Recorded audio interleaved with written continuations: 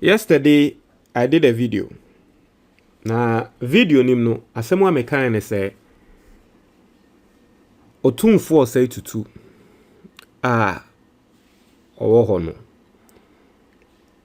Eyana Ghana for say papa no Asantehene nko a na Nyankopon ebo no ma omo.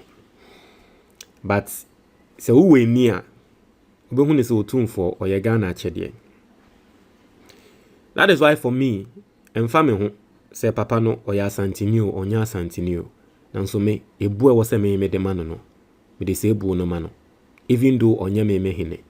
But if you understand the role this man has played, and I wish say one day, meaning say impenyufo tie me, I wish say one day Otumfuo say to ebe true book on Amamre. Right? We need a book on Amamre, especially Asante Amamre. Maybe a new Otumfuo no. See, Otumfuo will be the best person to write that. On Asante Amamre, a book to explain every single thing. And aside that, no, a book on dealings behind the scenes via na Ghana for enim nyame bia akoso influence. And Ghana for be hu ne say sa papa yi onya Asantehene pedia. I understand the reason why you see people comparison we na nkrofo person mo say oh we or osin ye hini osin we osin mo hini we internet na nkrofo person be accept. But if you put those things aside, the influence this man has had on this country, me say me say minim adie ba akokra minim say His Excellency John Dramani Mahama ba wo ba better than president no e Otumfuo nsa no, because emra ne ye select Mahama say won bra be vice president no si wonye Otumfuo ene bemu obia kan ye atamils kan ye Mahama mfi ye kokaka tro Otumfuo tun safre Mahama na afi Mahama wontumi anka dabi. Into the fact that today Mahama is president and it trail say Otumfuo had the hand. Yes, Nyankopon na ene nhihye, but the kra trail say Nyankopon na Otumfuo so nanko Otumfuo oyobia wonye nipa kese ana oyobia beka say onye nipa titiri bia nanka Nyankopon won nam no so ema ende His Excellency John Dramani Mahama bande ema bedane president. Na nini na ne say Reverend Owusu Bempah ba be kan sembia fa Otumfuo ho say ono Owusu Bempah ekokohia Otumfuo eye dotiye anansen ekoso na Otumfuo kan sembi fa Mahama ho nti Owusu Bempah de atodwa na mepese ye kenkan sansem no. Otumfuo say Mahama ahombrase onhu bi da. Otumfuo nsem a waka kire Owusu Bempah no bansa ne yebekọ story ne so no mehre se wutie me na wefuso ana wutie me na opese reduce weight. Very simple. Nyama miensa. Sa nyama miensa no me dia true book. Won say nya make say Otumfuo won true book no.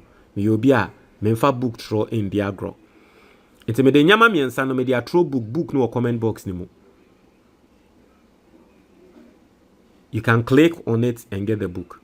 Or on the screen you are seeing some icons, a icon of the book. Click on it and get the book. And as a number no screen is so no. 0558074986. Opa free and now message me ewa WhatsApp sa number ne so and you can get the book. Now, young concept ni mo. Or say what Otumfuo said about President Mahama to Reverend Owusu Bempah. Or say the founder and leader of Glorious Word Power Ministry International, Reverend Isaac Owusu Bempah, has disclosed a conversation he had with the Asantehene Otumfuo Seitutu about President John Dramani Mahama.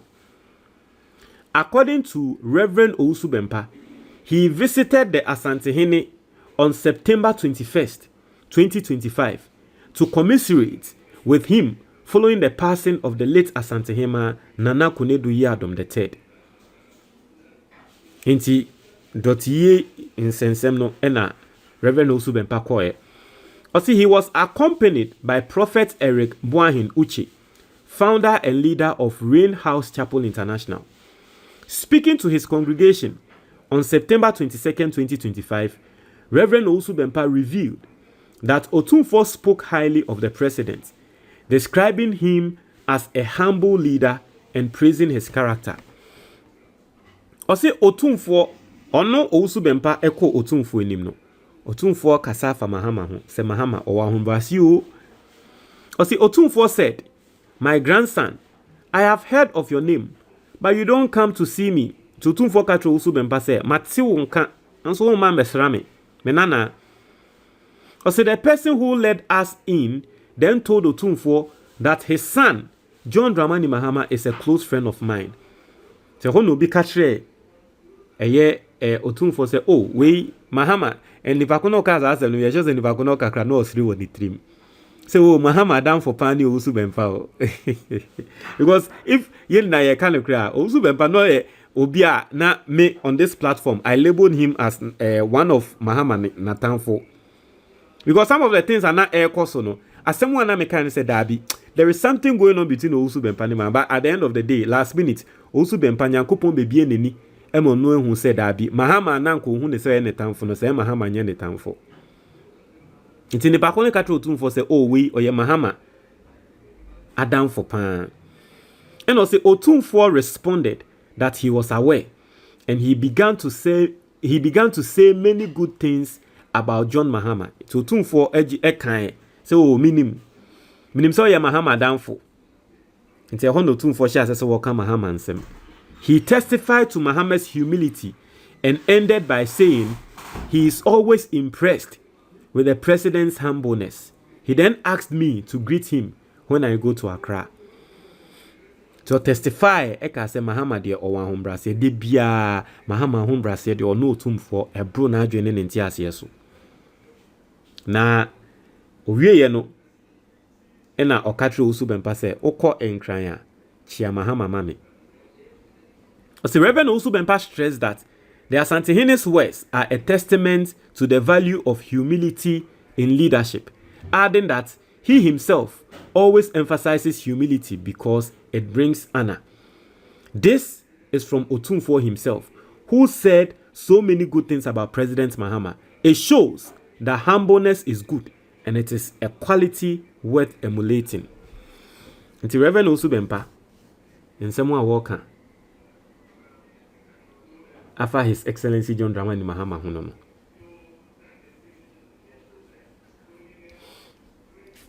Someone Otumfuo kanano. Maybe I don't want to make any comparison. Comparison.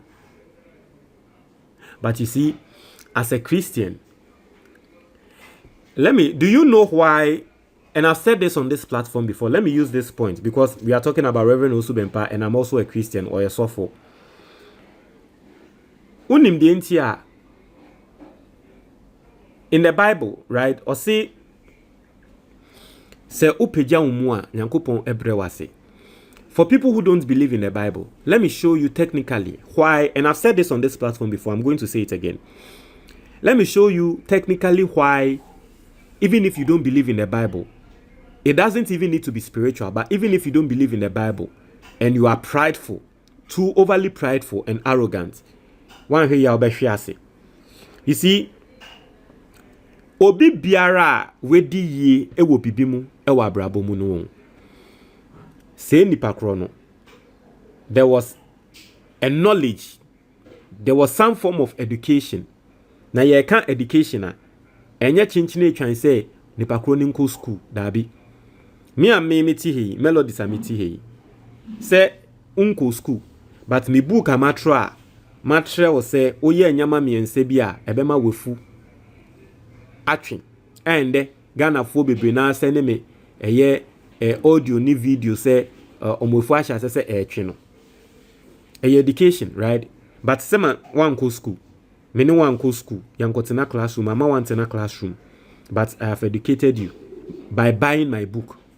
What you say inti area say no ye kasa education, it doesn't necessarily mean say yenko school.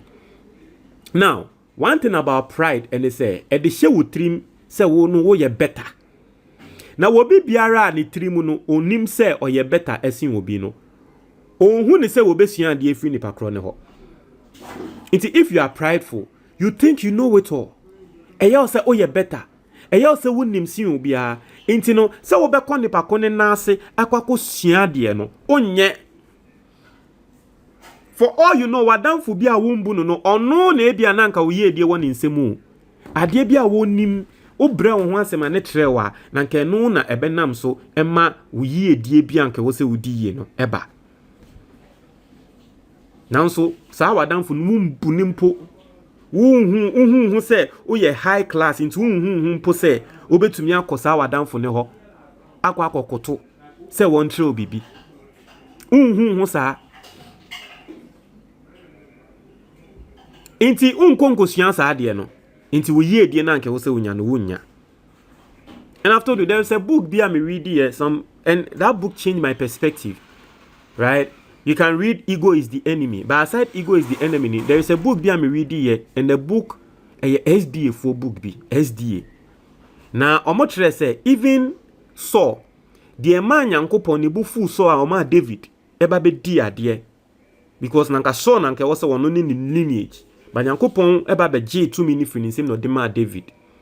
Because Saul was prideful. You can't be betraying the say one ya and you no be because of Philly say onim better.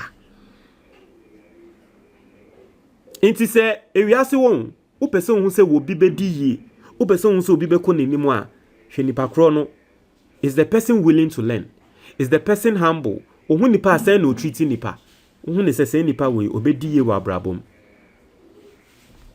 That's all I'm saying. Mon try your comment box ni mo. Medase.